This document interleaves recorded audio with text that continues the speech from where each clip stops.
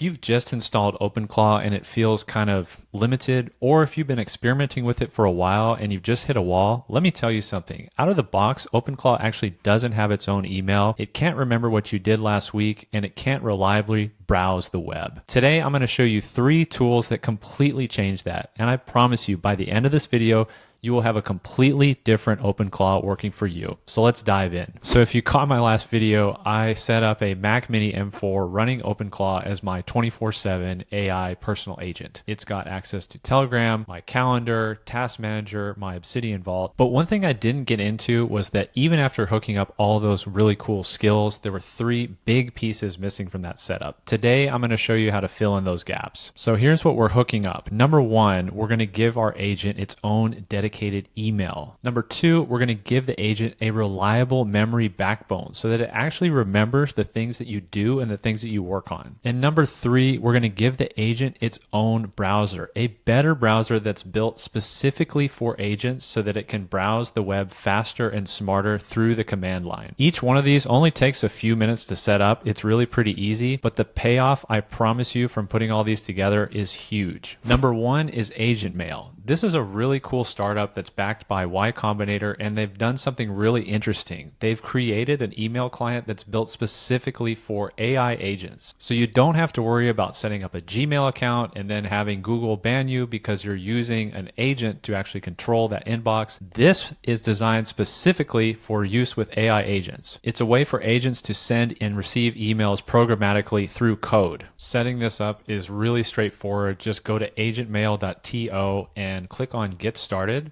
and it will navigate here where you can just create an account. You can sign up with Google, and it's really easy. It's free. There are paid plans, but there's a very generous free tier. Now, once you do that, you'll follow a really simple onboarding process to create your first inbox. You get 3 inboxes free with the free plan. You can name it whatever you want. It will be whatever your name is at agentmail.to. And that's where OpenClaw will access emails that you send and receive to Agent Mail. Once you've got your email inbox configured, you're going to want to write down the name of that inbox, and you're going to want to grab an API key from this part of the Agent Mail dashboard. Go ahead and copy that API key, and then we're going to go into Claude Code and give some commands to set all of this up. Okay, now once you have that, we're going to open up a terminal window, and we're going to paste this command right here. And I'll put this in the show notes. So whatever computer you have Claude Code running, this command will navigate to the folder where OpenClaw is installed. And as I mentioned before, we're going to be using Claude Code to implement all of these skills and tools. And you might be wondering, why not just use OpenClaw to do this? OpenClaw can improve itself. It can install its own skills. As you may know, Anthropic has actually cracked down on people using their Claude subscriptions with OpenClaw, basically forcing people to use API keys. So in almost all cases, you're not going to be using your monthly subscription to run OpenClaw. You're going to be using API keys, which cost money, whether you're using OpenAI, Anthropic, OpenRouter, whatever, to run OpenClaw. That's why I like to use Claude Code in the background as the engineer to build all the systems and tools that ultimately power OpenClaw. So when OpenClaw is running, it's not burning through a bunch of tokens to build things. It's executing systems that have been built precisely with Claude Code, Codex, and other agents. So with that note aside about why we're using Claude Code in the background for all of this, let's talk about how we add skills to OpenClaw. You can do it in 2 ways. So you can do it manually, basically teach OpenClaw how to use a certain skill, and every skill is built into a skill.md file, and you can use Claude Code to build that out, put all the required language in there to show OpenClaw how to use a skill. And then there's option number 2, which is ClawHub. Now, ClawHub is basically a repository of skills that you can hook up to OpenClaw. Some of these come from the actual creator of OpenClaw himself. Some of these are official skills from the people that actually write the tools that it's connecting to, like Slack and things like that. And then some of them are just open source tools created by users. Now, a word of warning here, there have been reports of malware being deployed on this site. So exercise caution whenever you download a skill from ClawHub. But we're going to be installing the Agent Mail skill from ClawHub, and this one comes from the actual creator of Agent Mail himself. And what this skill does is it basically sets up some scripts that your OpenClaw can use to interact with Agent Mail to send email, check your inbox, and set up webhooks. Now, in order to use ClawHub, you have have to install ClawHub on your OpenClaw machine, and that is done through a simple npm command. I'll put this in the show notes, but it's right here. You just copy and paste that, press enter in your terminal, and then you can use and download any skill from ClawHub. But the good news is we don't have to run any more commands. We're simply going to feed a prompt to our Claude code. So this is the exact prompt that I'm going to put in the show notes that you can run to install the Agent Mail skill. It basically tells Claude Code to look at the Agent Mail documentation in ClawHub, install and download the ClawHub skill, and it will prompt you to give it the API key and the agent inbox name that we saved earlier. Once you do that, your OpenClaw is officially hooked up to Agent Mail and we can test it out. So what I've done here is I've actually forwarded an email that I got in my personal email to my Agent Mail inbox. And this is just a newsletter about actually how to set up your first AI agent in OpenClaw. And so OpenClaw is going to see that in Agent Mail and it's going to prompt me in Telegram. And now as you can see, it's showing up in my Telegram, alerting me that this just got dropped in my Agent Mail inbox. And now I'm going to ask it just basically give me the main takeaways from this email. And you can see it comes back with a really nice summary of all the key takeaways from that email. So there are a ton of possibilities you can build with Agent Mail. Obviously, this is a really simple personal use case. I'm forwarding invoices and newsletters and other things that I get in my day-to-day life to Jarvis, to my OpenClaw, and it's coming back and giving me actions, summaries, other things based on those. But you could build this into your business. You could have a support inbox where Agent Mail is acting as a first line of defense to field any user inquiries, any user bugs, things like that, people reporting about your products. The possibilities are really endless. Okay, tool number 2, and honestly, this might be the biggest single upgrade that you could make to your OpenClaw. So let me explain the problem first. So right out of the box, OpenClaw has a memory system. When you interact with it, it creates markdown files that it stores in a local SQLite database. And anytime you want to ask about previous work, previous sessions you've run with OpenClaw, it uses a keyword-based search to search through those memories. Now, the problem with that is if you're asking about, hey, what did we do with XYZ last week? And the actual conversation didn't use the words XYZ, the keyword search is going to fail. So it can easily forget things that you've worked on. And it gets worse the more context your agent accumulates. So the more you interact with OpenClaw and the more memories you store, the more bloated your queries get when you're asking about the history. The more tokens you burn and it costs a lot of money. But luckily, there is a solution. This is where QMD comes in. So QMD is an open source tool built by Toby Lutke, who is the CEO of Shopify. It's a local hybrid search engine for markdown files. It combines 3 different search strategies. So it is using a keyword search, but it's also layering on top of that a vector search as well as an LLM powered re-ranker to give you the best possible results. Now you don't need to worry about the technical details. All you need to know is that this is a much better way to interact with and search your memories in OpenClaw. And the best part about all this is because it's open source, you don't have to pay for this. There are no API keys. It's all running locally on your machine. Even the actual AI part of it, the LLMs I mentioned, these are local models and they're really small. They don't take up a lot of space on your computer. So it's super efficient. So how do you set this up with OpenClaw? So there's a very detailed guide actually in the OpenClaw docs, but the best part is you don't have to read any of this. You can just prompt Claude Code to build it for you. So go ahead and open a terminal window, open Claude Code, and paste this prompt in. I'll put this in the show notes, so no need to read it right here, but basically we're just asking Claude Code to read the documentation we just showed and to set up the QMD skill so that you can use it going forward. And once you do that, that's it. You'll have QMD installed and you can start seeing the benefits right away. I'd say this is one upgrade that is absolutely non-negotiable. All right, the third and final tool is Agent Browser. Now, Agent Browser is a command line tool built by Vercel that allows your agent to browse the web. Now, this is not just simply pulling HTML and scraping HTML. This is actually interacting with a browser like a user would, i.e. clicking on stuff, taking screenshots, filling out forms. Now, you might be thinking, why not just use Playwright or whatever browser that OpenClaw has built in? Now, Playwright is just fine, but if you've ever used it before, you probably have seen how it is so token inefficient. Now, what that means is every time Playwright is interacting with a website, it is generating a ton of information. And if your AI agent is hooked up to Playwright, it has to process all that information, which fills fills up your context window and gives you ultimately a worse outcome. Agent Browser takes a completely different approach. Now, we don't have to get into the technical details of the how and why, but basically what you need to know is everything that Playwright can do, Agent Browser can do it with 93% less tokens used. That means that your agent can do a lot more for a lot less. So in order to get access to Agent Browser and to use it, you need to install Agent Browser locally. So on your OpenClaw machine,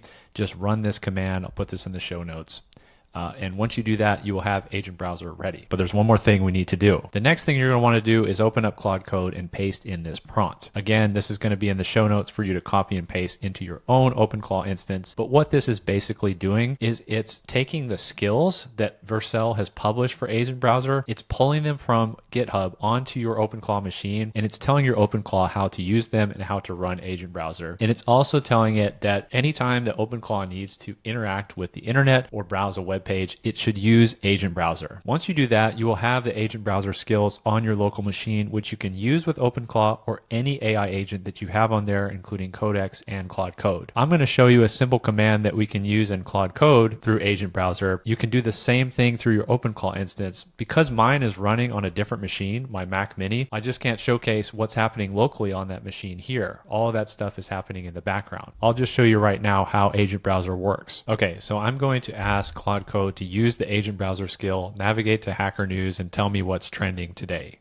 Okay, and you can see it's actually open Hacker News, news.ycombinator.com through the command line.